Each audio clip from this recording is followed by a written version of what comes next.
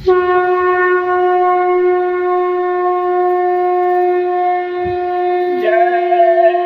गुरुदेव, जय गुरुदेव। वक्त का जगाया हुआ नाम जय गुरुदेव। मनुष्य शरीर बड़ा अनमोल, सतगुरु मिले भेद दे खोल। मैं तो ऐसा सतगुरु पाया, मेरा रोम रोम हर्षाया।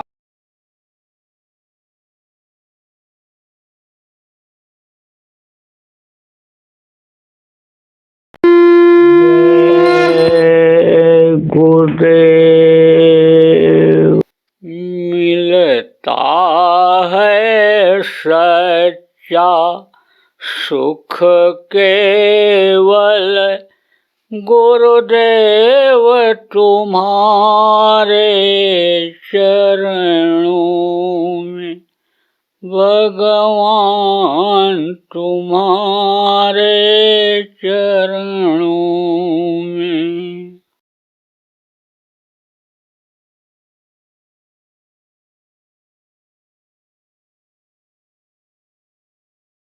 जय गुरुदेव।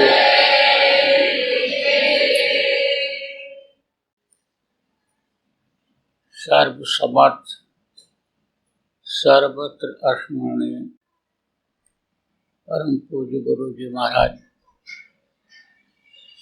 उपस्थित सभी सत्संगी धर्म प्रेमी बच्चों एवं बच्चियों, आज 15 जुलाई 2021 सायंकाल की बेला कोटा के आप सभी प्रेमियों का गुरु महाराज के दया से दर्शन का अवसर मिला। बहुत बड़ी कृपा हमारे और आपके ऊपर उनकी हुई कि एक दूसरे से दर्श स्पर्श और मेल मिलाप का अवसर दिए। देखो प्रेमी, घड़ी आप लगभग सब लोग देखते हो समय की जानकारी के लिए। घड़ी रखते भी हो, मोबाइल में देखते हो। घड़ी में एक समय हमेशा नहीं रहता है, समय बदलता रहता है और दोबारा जब वो समय आता भी है तब तारीख बदल जाती है, और तारीख बदल जाती है तब महीना बदल जाता है। एक समय एक जैसा समय नहीं रहता है। 1, 2, 3, 4 बजाते बजाते जब 12 बजता है तब दोनों सुई एक जगह इकट्ठा हो जाती है। हाथ से इकट्ठा करके हाथ जोड़ दिया जाए, ऐसे सुई इकट्ठा होकर हाथ जोड़ देती कि बस अब 12 बज गया, अब इसके बाद फिर एक से शुरू होगा। ऐसे आदमी के जीवन का समय एक जैसा नहीं रहता है। ये परिवर्तनशील संसार है, इसमें बदलाव होता रहता है। ऐसे ही मनुष्य शरीर में भी बदलाव होता रहता है। बचपना निकल गया, जवानी निकल गई और हमारे जैसे आप बहुत से लोग बुढ़े भी हो गए, पता नहीं चलता है। आप घर से चल करके आए, सफर आपका उतना कट गया, आप उसको भी याद नहीं करोगे, वो समय आपका निकल गया। अब जब इधर से आपको वापस जाना होगा तब आप उस समय को याद करोगे कि भाई समय से चलो, नहीं ट्रेन छूट जाएगी, बस छूट जाएगा, समय से घर पहुंचना है। तो ऐसे ही जीवन का ये एक एक पल, एक एक क्षण जो हमको आपको जीने के लिए मिला है खत्म होता जा रहा है। अब जब जीवन जीने के लिए क्यों मिला? मनुष्य शरीर, ये देव दुर्लभ शरीर, देवता जिसके लिए 24 घंटे प्रार्थना करते रहते हैं, थोड़े समय के लिए हमको मनुष्य शरीर मिल जाता तो हम दोबारा फिर इस दुख के संसार में, इस मनुष्य शरीर में न आते। देवताओं को मालूम है कि माँ के पेट में कितनी तकलीफ होती है, इस मर्त्यलोक में कितनी गंदगी है, कितना दुख है, उनको मालूम है। आप उस चीज को भूल गए हो। देवता को अपनी उम्र भी मालूम है कि हमको भी शरीर छोड़ना पड़ेगा। जो लिंग शरीर में वो रहते हैं उनके अंदर भी बदलाव आता है। अब ये है कि पहले 100 वर्ष की उम्र, सतयुग में 1 लाख वर्ष की उम्र थी लोगों की, मनुष्य की। त्रेता में 10,000 वर्ष, द्वापर में 1000 वर्ष और कलयुग में 100 वर्ष की उम्र बताई गई। तो 100 वर्ष भी इस समय मुश्किल हो रहा है कलयुग में जी पाना, ऐसे उनकी भी उम्र है। तो उम्र जब खत्म होगी शरीर छोड़ना पड़ेगा। तो उनको ये याद है, उनको ये मालूम है, लेकिन आप भूल गए हो। माँ के पेट में जब थे उस समय सब याद था, सारी जानकारी थी, लेकिन ये काल और माया का देश है। माँ के पेट से बाहर निकलने के बाद भूल रहे हो, मौत को भूल रहे हो और प्रभु को भूल रहे हो, जिसको याद करने के लिए, जिसको पाने के लिए, इसी मनुष्य शरीर में जिसका दर्शन करने के लिए यह मनुष्य शरीर हमने आपने मांगा था, माँ के पेट में प्रार्थना किया था, उसको आप भूल रहे हो। पहले के समय में बराबर सत्संग होता रहता था। सत्संगों में लोग जाने की आदत डालते थे और सत्संग जब मिलता रहता था तो हर तरह की जानकारी रहती थी और आदमी को ये याद रहता था एक दिन हमको ये शरीर छोड़ना है, एक दिन ये दुनिया और दुनिया की सारी चीजें हमको छोड़नी है। इसलिए दुनिया की चीजों को इकट्ठा करने के लिए हमको इस शरीर से पाप नहीं करना चाहिए, इससे किसी का दिल नहीं दुखाना चाहिए, इसको गंदा नहीं करना चाहिए, यानी अंतरात्मा को गंदा नहीं करना चाहिए, इसके अंदर कोई गंदी चीज खाने पीने वाली डालनी नहीं चाहिए। इस चीज की जानकारी रहती थी, लेकिन सत्संग जब से लोगों ने छोड़ा तो संत महात्माओं के पास जाना लोगों ने बंद किया, तब से अब बस वही नमक तेल और वही घर मकान, वही बाल बच्चे, वही जमीन जायदाद, ये चीजें किसी की हुई, किसी की नहीं। ये चीजें नकली है।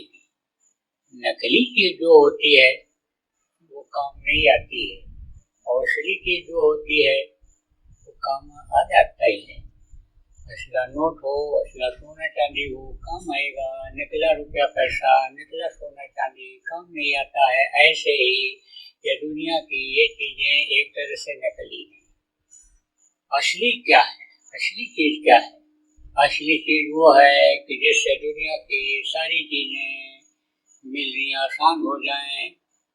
अब आप ये सोचो कि ये दुनिया किसने बनाया? भगवान ने बनाया, परमात्मा ने बनाया। और दुनिया की चीजों को किसने बनाया? हमको आपको किसने बनाया, जिसको आप भगवान कहते हो? इस शरीर को चलाने के लिए उसने सारी चीजों को बनाया। ये जमीन आसमान हवा पानी सब बना दिया। अब अगर वो मिल जाए तो आपको इस पापी पेट के लिए गुनाह करने की, गलती करने की क्या जरूरत पड़ेगी? नहीं पड़ेगी। तो जो इच्छा कीनी मनमानी हर प्रताप कर दुर्लभ नहीं, जिस चीज की आदमी इच्छा करता था उसकी इच्छा पूरी हो जाती थी।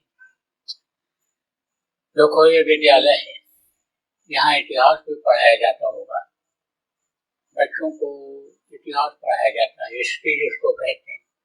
उसमें बहुत सारी चीजें आती हैं। तो इतिहास में आता है कि सती सावित्री ने पति के प्राण को वापस ले लिया था। सती अनसुईया ने ब्रह्मा विष्णु महेश को किया था, इच्छा किया था, इच्छा में शक्ति थी। देखो हनुमान जी इच्छा की कि हम उड़ करके चले जाएं और संजीवनी बूटी ले आए और लक्ष्मण जो मूर्छित हो गए हैं होश में आ जाए। इच्छा किया तो छोटे बन गए और जब वहां पहुंचे और देखा तो वैद्य जी ने तो कहा था कि संजीवनी चमक होती है, चलता हुआ रात में दिखाई पड़ता है, जुगनू जैसा दिखता है। यहाँ तो सारे पौधे प्रकाशवान हैं। तब उन्होंने कहा पूरा पहाड़ ही उठा लेकर के। तब फिर इच्छा किया कि हमारे अंदर इतनी ताकत आ जाए, शक्ति आ जाए, हमारा शरीर इतना मजबूत हो जाए कि हम पूरा पहाड़ उठा लें। इच्छा किया तो पहाड़ उठा लिया। उठा करके फिर इच्छा किया पहाड़ छोटा हो जाए, हम छोटे हो जाएं, तो उड़ करके वहां पहुंच जाएं। वहां ऐसे पहुंच गए। इच्छा किया नीचे रख दें, पहाड़ जैसा बना दें, वैद्य जी खोज लें संजीवनी बूटी को। इच्छा में शक्ति थी। ये सब शक्तियां ये प्राप्त हो जाती हैं। वो रास्ता जब मिल जाता है और उस रास्ते पर चलने लगता है आदमी, तो ये दुनिया की सारी चीजें आसान हो जाती हैं और फिर इस दुनिया संसार में जन्मना और मरना नहीं पड़ता है। देखो जन्मत मरत दुष्ट दुखोई, जन्मते वक्त भी और मरते वक्त देखो प्रेमियों कितनी तकलीफ होती है। बच्चा रोता हुआ पैदा होता है और आप देखो मरते समय भी आदमी को तकलीफ तो होती ही होती है, सबको तकलीफ होती है। ये जरूर है कि अलग अलग गति है संतों की, ऋषि मुनियों की, धर्मनिष्ठों की, ये सब गति अलग अलग, सब इनकी ताकत है, उनके अनुसार प्राण जरूर निकाले जाते हैं, लेकिन झटका कुछ न कुछ सबको लगता है। क्योंकि जब ये प्राण निकलते हैं तो झटके से निकलते हैं, तो कोई न कोई तकलीफ सबको होती है। तो जन्मत मरत दूसरा दुख हुई, कहा गया बड़ा कष्ट होता है। तो उस कष्ट से छुटकारा पाने के लिए समझ लो कि रास्ता आदमी को खोजना चाहिए। तो आप इसमें बहुत से लोग ऐसे हो जिनको नामदान मिल गया, रास्ता मिल गया, लेकिन आप जब उसकी कदर करोगे, इज्जत करोगे, तब तो उस रास्ते पर चलोगे, तब तो फायदा होगा। अरे भाई कोई बना बना करके भोजन रख दिया तो खाओ तो पेट में जाएगा। गुरु महाराज ने तो देखो प्रेमियों बना करके तैयार कर दिया, अब आपके सामने रख भी दिया, अब उसको आप ग्रहण नहीं करोगे। नाम तो आपको मिल गया, लेकिन नाम की कमाई नहीं करोगे तो कहाँ से उसका लाभ फायदा मिलेगा। इसलिए आप जितने भी नामदानी हो, आप सब लोग सुमिरन, ध्यान और भजन बराबर नियम से करो। अब ये जरूर है माहौल खराब है, वातावरण खराब है, कुछ न कुछ जान और अनजान में कर्म आप लोग इकट्ठा कर लेते हो, कुछ अनजान में भी कर्म बन जाते हैं, संग दोष लग जाता है, अन्न दोष लग जाता है, शरीर के अंगों से अनजान में आप बन जाते हैं तो कर्म तो आ जाते हैं। अब आप समझो वो कर्म जल्दी बैठने नहीं देते, भजन सुमिरन ध्यान नहीं करने देते हैं। जब आप ये नियम बना लोगे, जैसे हम भोजन खाते हैं, जैसे हम लेट्रिन मैदान जिसको कहते हो, जंगल कहते हो जाते हैं, नहाते धोते हैं, जैसे अन्य काम शरीर को सुखी रखने के लिए करते हैं, ऐसे एक आदत सुमिरन ध्यान भजन के भी डाल लें। संकल्प में बहुत बड़ी शक्ति होती है। संकल्प जब आप बना लोगे तब संकल्प पूरा करने वाला भी पूरा करेगा। इसलिए संकल्प बनाने की जरूरत है कि सुमिरन ध्यान भजन हम रोज करेंगे। न मन लगे, बहुत ज्यादा कर्म आ जाते हैं जब तो बिल्कुल मन नहीं कहता है, माला छूने का मन नहीं कहता है, बैठने की इच्छा बिल्कुल नहीं होती।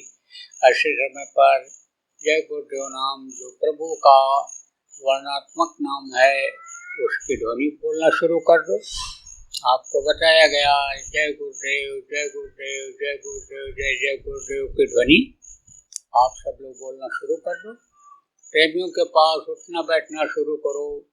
देखो शरीर के अंगों से ही पाप बनते हैं, तो शरीर से कुछ न कुछ सेवा कुछ न कुछ परमार्थी काम यानी आप करने की आदत डालो, तो उससे आपके कर्म कटेंगे और कर्म जब कटेंगे, कर्म हल्के होंगे, तब ध्यान और भजन में मन लगेगा।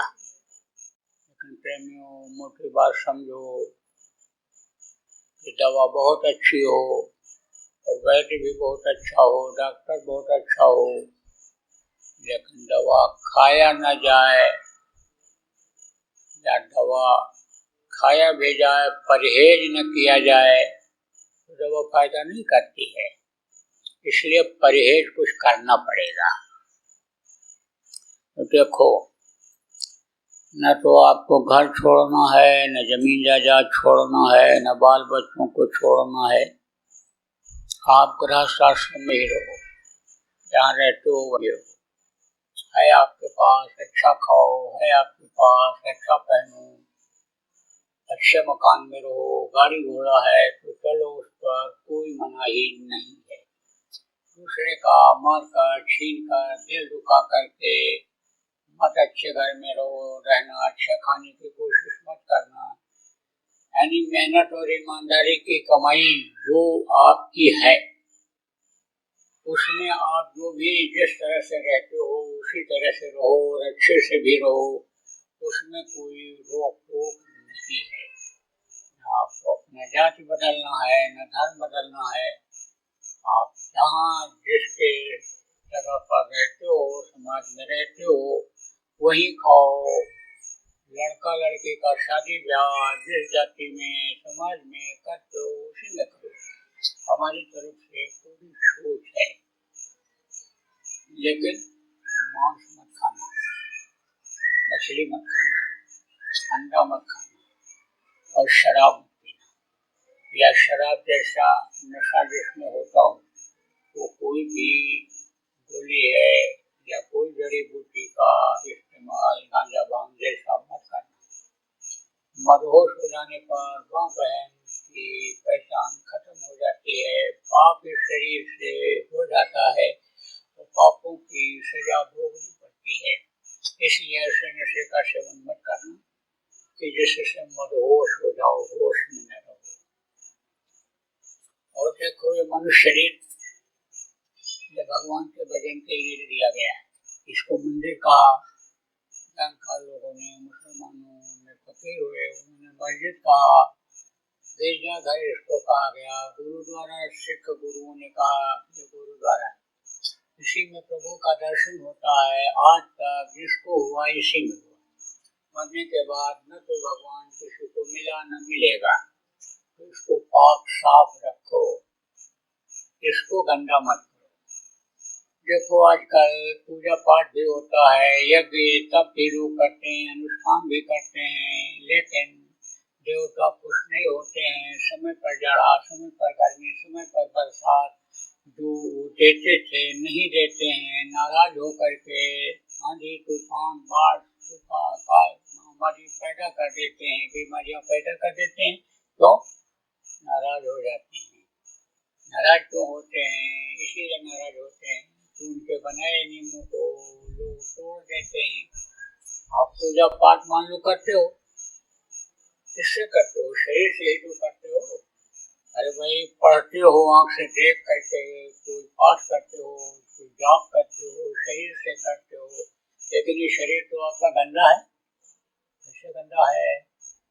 कैसे मिट्टी और पत्थर का मंदिर बना हुआ है, उस मंदिर के अंदर आप गाँव और मुर्गा मांस डाल दो तो वहाँ कोई पूजा पाठ करेगा?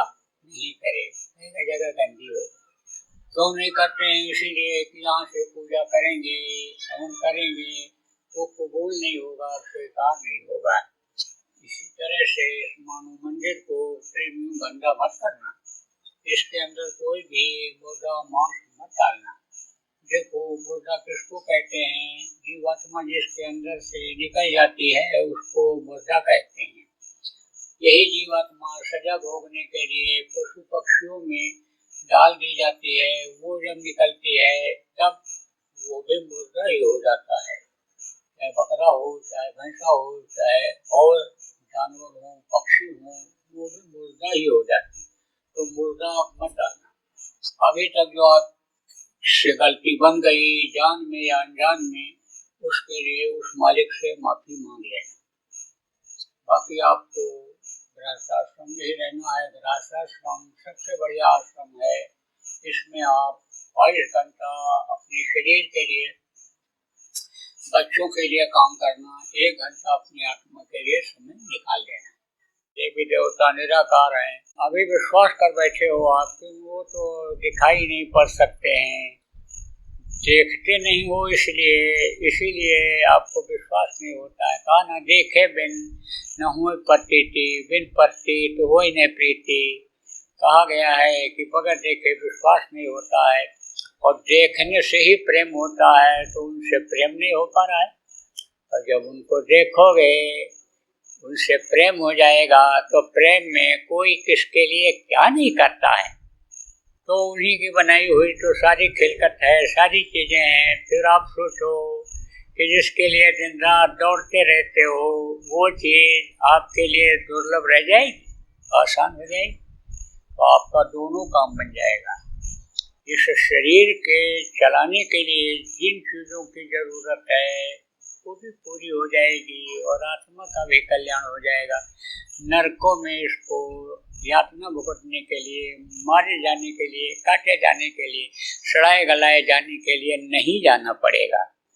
तो एक तीर में कहते 2 शिकार हो जाता है। एक साधे सब साधे, सब साधे सब जाए। तो एक अगर आप इसको साध लो तो इसी से आपका सब सर जाएगा। परहेज जो बताया है उसको करना। अगर जब मान लो गलती बन गई तो उसके लिए माफी मांग लो उस मालिक से, और गलती मत करना। आपको बताया मांस मत खाना, मछली मत खाना, अंडा मत खाना, शराब मत पीना, और दूसरे औरत दूसरे पुरुष से गलत काम भी मत करना। हो सके तो किसी की भलाई कर दो, बुरा मत जाओ। और आदमी को तो कुछ न कुछ नेक काम करना ही चाहिए। आज से ही शुरू कर दो, एक नेक काम रोज करो। नेक काम किसको कहते हैं? अच्छा काम, निस्वार्थी काम। निस्वार्थ किसको कहते हैं? जिसमें अपना कोई स्वार्थ न हो। आप देखो, मोटे तौर से बता दें, जैसे कहीं जा रहे हो, सड़क पर से आप जा रहे हो और केले का छिलका पड़ा है, अब आप तो निकल गए, आगे दिखाई पड़ा, आप तो चले गए, आप तो बच गए। पैर पड़ता तो आप भी गिर जाते, तो उसको उठा करके फेंक दिया, पैर मार करके ही किनारे उधर लगा दिया कि और किसी का पैर न पड़ जाए। कोई मान लो दाहिनी तरफ जा रहा है, उधर से कोई गाड़ी आ रही है, उसको दब जाने की शंका है, तो ये बता दो भाई, रोड पर जब चलो, सड़क पर जब चलो तो वहीं चलो। ऐसे समय कोरोना भी खत्म नहीं हुआ है, कोई मास्क नहीं लगाया है तो कभी भाई मास्क लगा लो, कपड़ा बांध लो, कपड़ा बांध लो, दूरी बना के रखो। ये सब जो नियम जिससे लोगों की जान बचे, जिससे लोगों की रक्षा हो, उसमें आपका कोई स्वार्थ न हो, वह नेक काम। तो ये सब काम कुछ न कुछ आदमी को करते रहना चाहिए। तो देश की संपत्ति आपकी अपनी संपत्ति है, उसमें कोई नुकसान न हो, यह भी आपको ध्यान रहे। न नुकसान करो और न नुकसान करने की प्रेरणा दो। नियम और कानून का पालन करो, क्योंकि इसी देश में रहना है। और नियम कानून के पालन के साथ ही साथ अधिकारी हैं, कर्मचारी हैं, उनका सम्मान करो, इज्जत करो, उनके काम में बाधा मत डालो, हो सके उनकी भी मदद करो। तो ये आपका अनिसंधो मानव धर्म है। तो बोलो जय गुरुदेव। तो ये जय गुरुदेव नाम जो मैं बोला हूँ, ये गुरु महाराज का जगाया हुआ नाम है। जैसे त्रेता में राम नाम था, द्वापर में कृष्ण नाम था, कबीर साहब आए तो सतनाम था, नानक साहब आए तो वाहिगुरु था, राधा स्वामी आए तो राधा स्वामी नाम था। ऐसे ही गुरु महाराज जब आए तो उन्होंने जय गुरुदेव नाम को जगाया। और जय गुरुदेव नाम में भी ताकत है, शक्ति है। जय गुरुदेव नाम का प्रचार भी आप कर दो। कोई भी मुसीबत में, तकलीफ में जय गुरुदेव नाम बोलेगा तो उसका फायदा होगा। जय गुरुदेव नाम की ध्वनि अगर लोग अपने घरों में शाकाहारी, सदाचारी, नशामुक्त होकर के सुबह शाम 1 घंटा बोलने लग जाए तो उससे भी बहुत फायदा दिखाई पड़ेगा। आप भी बोलो, बच्चों को भी बुलवाओ, घर में, परिवार में, रिश्तेदारी में सबको बता दो कि जय गुरुदेव नाम भगवान का नाम है। जय गुरुदेव नाम की ध्वनि बोलने से संकट से छुटकारा मिलेगा, आराम मिलेगा, शांति मिलेगी। जो नामदानी नहीं है उनको भी मिलेगा। तो बोलो जय गुरुदेव।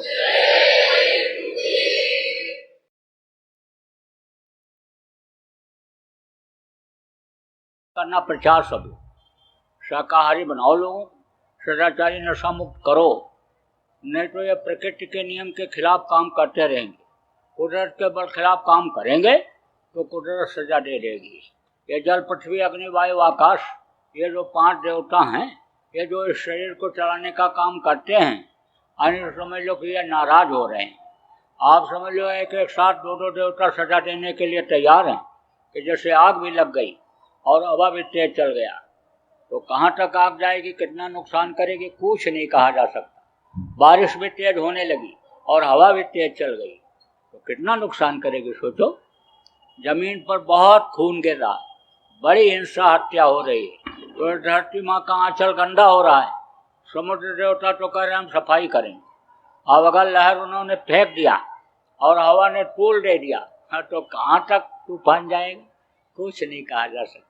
सब मिला करके समझ लो आगे का समय विनाशकारी है। अब यह है कि बचना है, बचाना है तो लोगों को शाकाहारी, सदाचारी बनाओ, नशा मुक्त बनाओ और भजनानंदी बनाओ।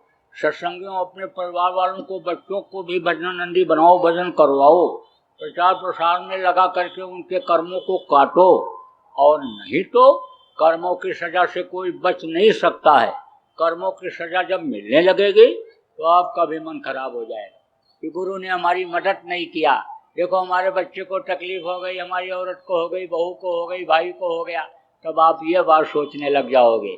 इसलिए आप एक जैसा वातावरण घर का बनाओ। मैं ये देख रहा हूँ भूत बहुत लोगों को लगे हुए हैं, लेकिन जिस घर में भजन होने लगता है, ध्यान भजन पूरा परिवार करने लगते हैं, भूत उस घर से निकल करके भागते हैं। कहते हैं कि अभी तक हम 40 साल से इसमें रह रहे थे घर में, लेकिन अब यहाँ और कोई काम होने लग गया, अब मैं जा रहा हूँ, दम घुट रहा है यहाँ पर हमारा। तो अब आप ये समझो कि सब मर्जों की एक ये दवा है। भूत को भूत से छुड़ा देते हैं। कोई जबरदस्त भूत होता है और किसी को कमजोर भूत लगा हुआ है तो भूत से भूत को मरवा करके, डरवा धमका करके थोड़ी देर के लिए छुड़वा देते हैं, लेकिन वो फिर आ जाता है। और भजन अगर करने लगोगे तो ये आपके नजदीक आने में जलने लगेंगे, ये आएंगे नहीं, ये दूर से ही भगते हैं। यह एक ऐसा मंत्र है, ये एक ऐसा उपाय इस समय पर कलयुग का है कि इससे लोक और परलोक दोनों सुधर जाने वाला है। इसलिए आप भाग्यशाली हो, आपके ऊपर उस मालिक की दया हुई और आपको ये दिया गया। ये चीज़ मिलने वाली नहीं है। वो तो जिसके लिए उस मालिक का आदेश होता है वही इस नाम को बख्शता है, इस नाम को देता है, नाम को ताकत के साथ देता है, ताकत इसमें डाल करके देता है तो वो फलीभूत हो जाता है। तो गुरु महाराज के आदेश के अनुसार, गुरु महाराज की दया से आपको ये चीज़ दी गई। मैं तो किसी लायक नहीं हूँ, गुरु महाराज जो करा रहे हैं वो मैं कर रहा हूँ, गुरु की ही दया से सब हो रहा है। लेकिन मैं ये चाहता हूँ कि आपका फायदा हो जाए, आपका भला हो जाए। मेरा कोई दुश्मन नहीं, मैं तो सबको प्रेम करता हूँ, सबको मानता जानता हूँ, अपना ही समझता हूँ। और रूहें सब उस मालिक के हैं, इसलिए आप सब उस मालिक के बंदे हो। आपसे प्रेम करता हूँ और आपके लिए मेहनत करता हूँ, लगातार मेहनत करता रहता हूँ।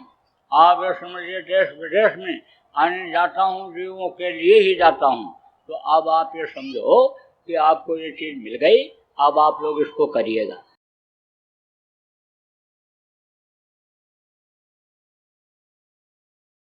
जो माँ इस शरीर की रचना में मदद करती है, रज का दान देती है, वो प्रमुख माँ मानी जाती है। जननी जिसको कहा गया वो है। लेकिन धरती तत्व अगर न मिले, धरती पर अगर समझो पैर जो सबसे पहले रखना पड़ता है, वो अगर न मिले तो ये शरीर नहीं बढ़ सकता है, पोषण नहीं हो सकता है। तो धरती भी माँ ही है। रज का दान देने के बाद बच्चे को माँ अपने पेट में 9 महीना रख करके पालने के बाद दूसरी माँ धरती ही है, क्योंकि धरती पर पैर रखना पड़ता है। तो आप प्रेमियों को ऐसा काम न करो कि इस धरती को खतरा पैदा हो जाए या धरती अपनी धरती माता गंदी हो जाए। अपनी माँ को थूक लग जाता है, बदन में बुद्धि हो जाती है, गंदगी लग जाती है, ऐसे गंदगी लग जाती है तो आप साफ करते हो। ऐसे ही आप जैसे अपनी माँ को नंगा नहीं देख सकते हो, कपड़ा पहनाते हो कि हमारी माँ ठीक लगे देखने में, ऐसे इस धरती की शोभा है। क्या शोभा है? ये पेड़ और पौधे और ये पत्थर और ये नदी और नाले, ये सब इसकी शोभा है। तो इसकी शोभा को बनाए रखो, इसको ख़त्म मत करो। और इस धरती के ऊपर खून न बहने पावे, गंदा न होने पावे, ऐसा कोई काम आप लोग न करो कि जिससे ये धरती खून से लथपथ हो जाए, ये अपनी धरती माँ गंदा हो जाए। अब वो बहुत से तरीके ऐसे हैं कि जिसको गंदा करने से इसको बचाया जा सकता है। तो आप इस पर सब विचार करते रहो कि हम इसको खुद न गंदा करें, और जो गंदा करने की नियत बनाए हुए हैं उनको भी समझाते रहें, उनको भी ये कहते रहें कि ये माँ है, इसको साफ सुथरा रखो और खून इस पर मत बहने दो, इसको कलंकित मत होने दो। बराबर समझाते रहो। जय गुरुदेव। बाबा उमाकांत जी महाराज अपने ही प्रेमियों के सहयोग से संस्था द्वारा जनहित का कार्य करते हैं। किसी भी व्यक्ति, संस्था व सरकार से कोई भी चंदा, चुटकी व अनुदान नहीं लेते और किसी भी तरह का व्यापार भी नहीं करते। इसलिए आप श्रोताओं को बताया जा रहा है कि बाबा जी के नाम पर किसी भी प्रकार का धन मांगने वाले व व्यापार में प्रचार करने वाले लोगों से होशियार रहिएगा। आपसे यही कहना है कि सत्संग सुनो, समझो और अच्छा लगे तो मानो। आने वाली बीमारी तकलीफों से बचने के लिए कुदरत व सरकारी नियम का पालन करो। आपके सुझाव के लिए व्हाट्सएप नंबर 9575600700। जय गुरुदेव। जय गुरुदेव। जय गुरुदेव, जय गुरुदेव, जय गुरुदेव, जय जय गुरुदेव।